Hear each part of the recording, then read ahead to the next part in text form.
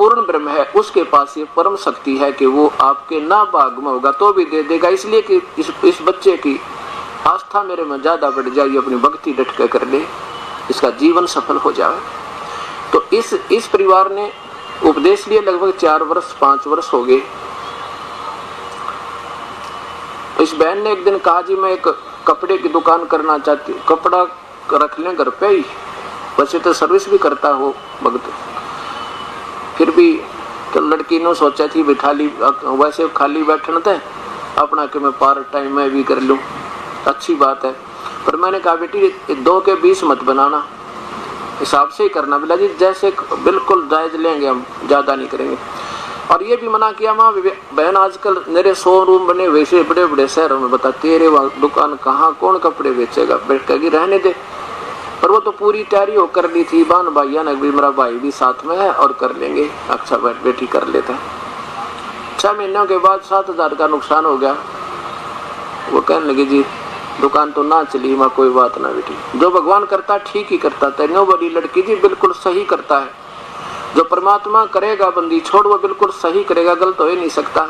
ये भी हमारे फायदे में, इतना दृढ़ विश्वास चाहिए अपने परम पिता पे, फिर देखना ये क्यों कर खेल करे।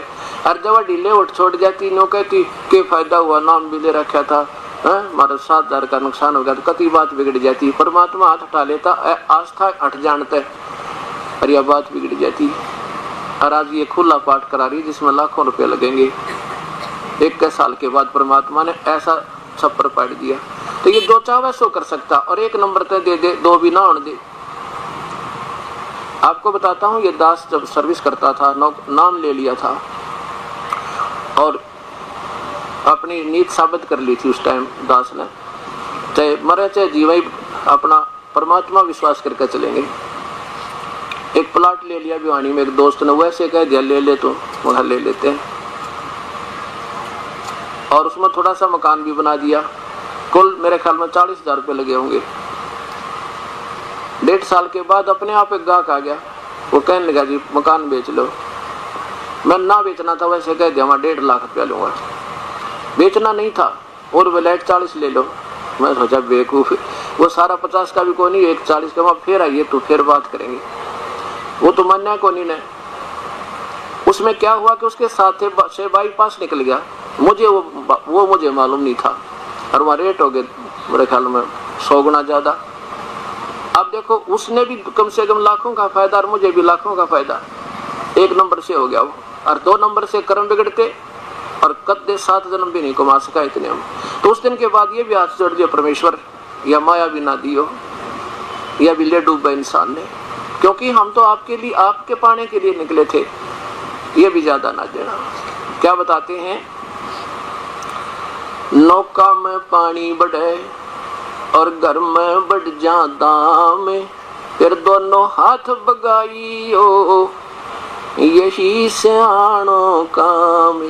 घर में दाम जब बढ़ेंगे तो 2 नंबर का काम करेगा, ना कति नहीं हो सकते, ना गुजारा मुश्किल चले। और घने हो जाए तो वो डबोएंगे, कुणबे में को बचावेगी, कोई घुटीला होगा, कोई कार ले लेगा, कितना एक्सीडेंट करके ठोक देगा, टांग तोड़ा पड़ा रहेगा, 6 महीने उसके लाखों रुपये लगेंगे। तो इसलिए अपने उस परमेश्वर में श्रद्धा रखे और दान धर्म की तरफ नीत फालतू रखे, और जितना भी हम पुण्य विधिवत करेंगे, ऐसे नहीं अपनी मर्जी तक की दान कर दे, नहीं, पूरे संत के माध्यम से किया हुआ दान ही प्रतिफल देगा, ना तो कति नहीं दे। गीता जी में लिखा कुपात्र को दिया हुआ पुण्य दान जो है लाभ के स्थान पर हानि करता है। गुरु बिन माला फेरते गुरु बिन देव दान, और गुरु बिन दोनों निष्फल हैं, चाहे पूछो वेद पुराण। गुरु भी पूरे हों अधूरे नहीं, और पूरे और अधूरों का क्या ज्ञान हो, कैसे निर्णय हो, तो वो आपको इस 4 दिन के सत्संग में यही ज्ञान होगा कि पूरा संत कौन है, अधूरा कौन है, और वो परमात्मा कौन है जिसकी 4 वेद संकेत करेंगे, उस परमेश्वर की भक्ति करो। पवित्र गीता जी संकेत करे कि वो परमात्मा कोई और है। अर्जुन, जो गीता बोलने वाला भगवान कहता है कि मैं समर्थ शक्ति नहीं हूँ, और मेरे और तेरे तो बहुत जन्म हो चुके हैं, जन्म और मृत्यु सदा होती रहेगी, हम अविनाशी नहीं है। वो परमात्मा कोई और है, उसकी भक्ति करने से ये जीव फिर जन्म मृत्यु रहित हो जाता है, उसका फिर कभी मृत्यु नहीं होता। अब वो उस परमात्मा की जानकारी और उस शास्त्र आधार पर आपको बिल्कुल प्रमाणित दिया जाएगा कि वो परमात्मा कौन है, कौन? जो हमारे पाप कर्मों को काट दे, जो हमारी उम्र भी बढ़ा दे, हमारी मौत टाल दे। जैसे हिंदुस्तान के राष्ट्रपति के पास ये पावर है कि वो फांसी की सजा भी खत्म कर सकता है। उसको ना किसी गवाह की आवश्यकता, ना किसी वकील की आवश्यकता। अगर उसमें रहम आ जाता पूरे के पूरे हिंदुस्तान के कैदियों की, वो 1 मिनट में खत्म कर सकता। उसको ये कहने वाला नहीं आपने ये कर दिया। वो सुप्रीम पावर है हिंदुस्तान की। ऐसे जब परम शक्ति से हमारा परिचय हो जाएगा तो हमारे ये पाप कर्मों का निवारण वो कर देगा। अभी तक जितने भी महापुरुषों संतों के विचार उस परम पिता की थ्योरी छोड़ के उस पूर्ण ब्रह्म की जो महिमा हम सुना करते, वो तो हमारे तक पहुंची नहीं थी। हमारे तक पहुंची थी ब्रह्म तक की, पर ब्रह्म और ब्रह्मा विष्णु महेश तक की। तो इनके बारे में क्या ज्ञान दिया गया कि जैसा कर्म प्राणी करेगा वो तो भोगना ही पड़ेगा, और कर्म का दंड जीव को भोगना ही पड़ता है, प्रारब्ध भोगे ही सरेगा।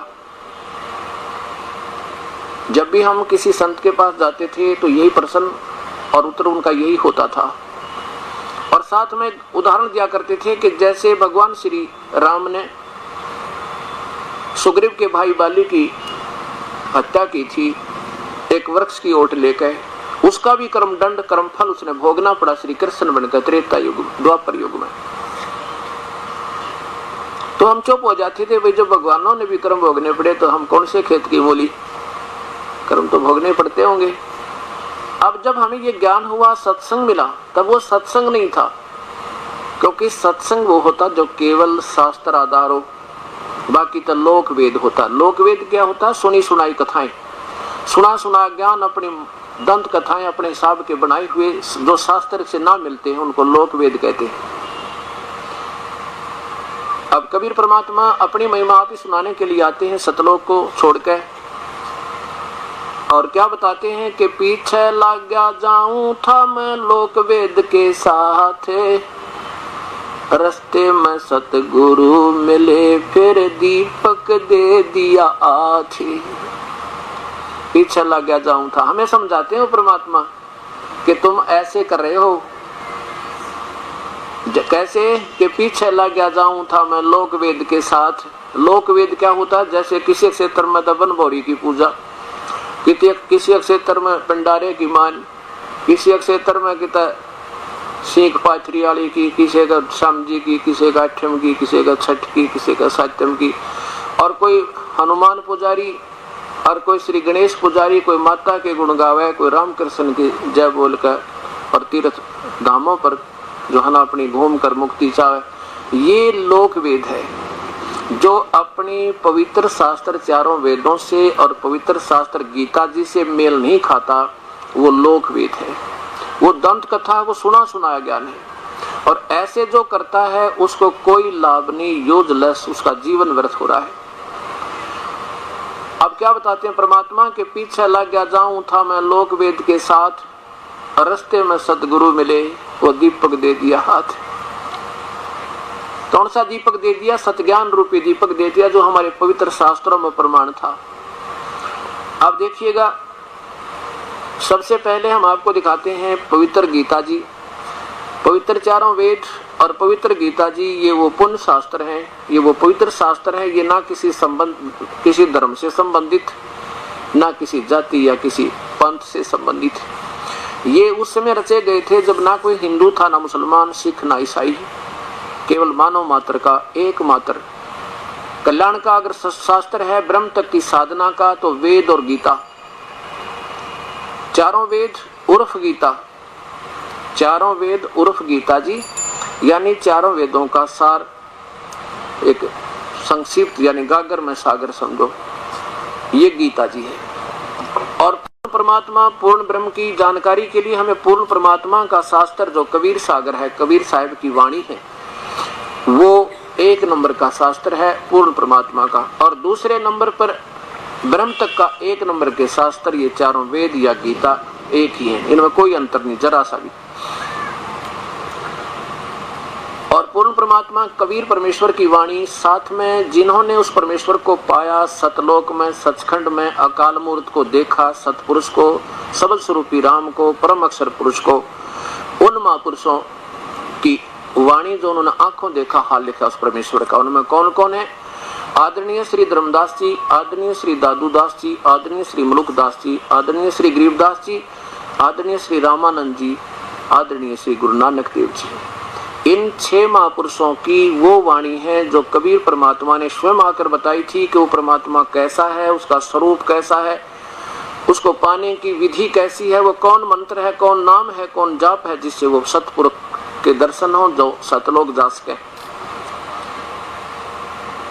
तो उनकी वाणी एक है जो कबीर साहब से मिलती है, और उनके द्वारा दिया गया वर्णन भी यही है कि वो परमात्मा कैसा है जो सतपुरुष है।